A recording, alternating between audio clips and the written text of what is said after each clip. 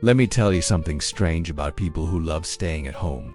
We live in a world that celebrates movement, travel, networking, being out, being seen. Yet some people feel most alive when the door closes behind them, when the noise fades, when the outside world stays outside. And here's the question that always lingers quietly beneath the surface. What are they really choosing when they choose to stay? At first glance, it's easy to explain it away. You might think they're antisocial, or unambitious, or afraid of life. Maybe they're just comfortable. Maybe they're avoiding something. But that's not the full picture. Beneath the surface, there's an entire psychology unfolding, one that has less to do with fear and more to do with boundaries, energy, and how a person learns where they feel most like themselves. For some people, staying at home isn't withdrawal, it's return. This isn't about hiding from the world, it's about choosing where the self can finally settle. You see it in everyday choices. They cancel plans without drama. They look forward to weekends not for events but for stillness. They feel relief, not boredom, when a social obligation disappears. From the outside it can look small, limited, predictable, but from the inside it feels expansive.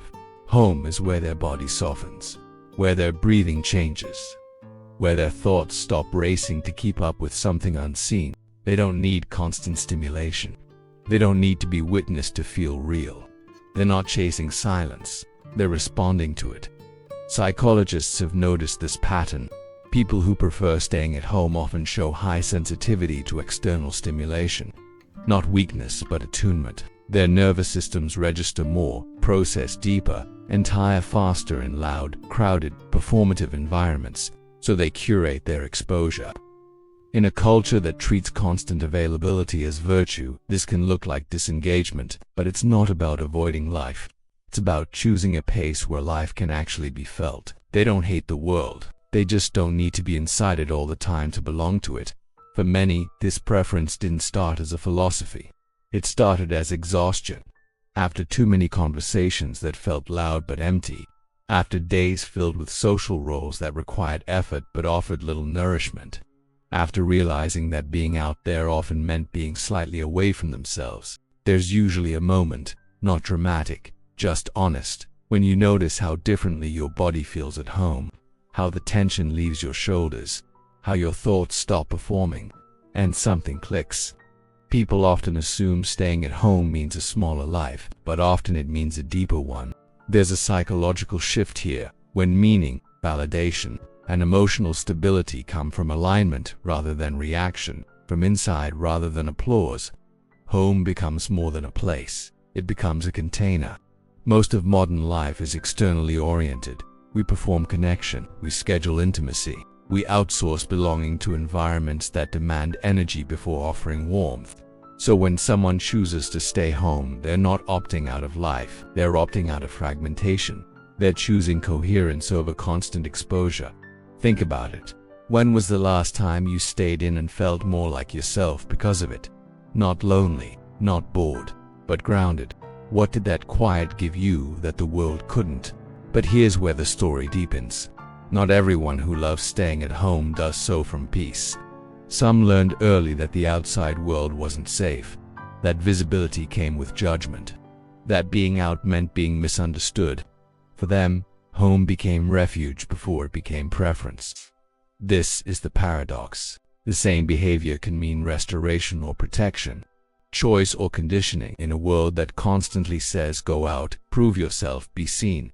Choosing to stay can become an act of self-definition or self-preservation, sometimes both. Over time, people who spend more time at home often experience a shift. Time feels slower, attention deepens. They notice subtleties, light through a window, the rhythm of a day, quiet moods that pass without needing explanation. They're not disconnected from life. They're more intimately connected to it. Staying home doesn't mean staying still. Inner movement continues, sometimes more honestly than anywhere else. Research gently supports this. Studies on overstimulation and nervous system regulation show that people who spend more time in low-stimulation environments experience faster emotional recovery and lower baseline stress. When the system isn't constantly bracing, it rests. And when it rests, clarity returns. Home, in this sense, isn't escape. It's regulation. And yet people who love staying at home are often misunderstood, seen as missing out, as less alive. What's missed is the richness underneath. Their stillness isn't emptiness, it's fullness without noise. Maybe that's what real confidence looks like. Not the confidence to be everywhere, but the confidence to know where you belong. Maybe some moments don't need witnesses. Some growth doesn't need an audience. Some lives unfold best without commentary. So the next time you meet someone who loves staying at home, don't assume they're hiding. Maybe they're listening. Maybe they're resting. Maybe they're building a life that feels inhabitable from the inside. Because staying home doesn't mean staying small, and choosing quiet doesn't mean choosing less. Sometimes, it means choosing yourself. And maybe, just maybe, the people who love staying at home aren't avoiding life at all. They're finally living it, somewhere it feels safe enough to stay.